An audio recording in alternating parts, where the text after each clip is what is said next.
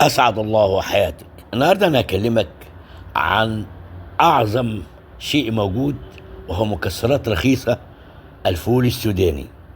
الفول السوداني له فوائد عظيمة جدا، عديد من الفوائد الصحية والغذائية لا حصر لها. أولا، بيعمل على تعزيز صحة القلب.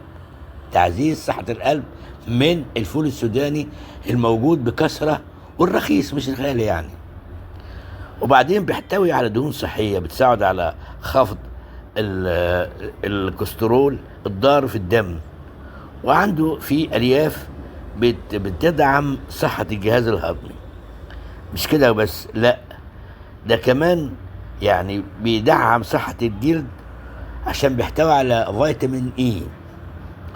انا عايز اقول لك ان ده ارخص مكسرات موجودة طول السنة، وناس كتير جدا بتحبها، بس لها طبعا تحذير، وهو انه السعرات الحرارية بتاع الفول السوداني عالية جدا، احترس لانه ممكن يزود وزنك.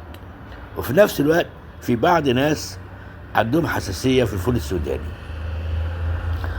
طبعا في الفول السوداني بيتفاعل مع بعض الادوية، لكن المهم انك انت تبقى حريص في انك تاكل كمية قليلة كل يوم من الفول السوداني. انا قريت المقال واشاد بالفول السوداني، وكبار الاطباء بينصحوا بتناول حبات من الفول السوداني يوميا، مش كتير وهو مكسرات يا سيدي رخيصة وموجودة معاك طول السنة، بالهنا والشفا وصحة وعافية. أما عجبني المقال وأنت صديقي قلت أقوله لك.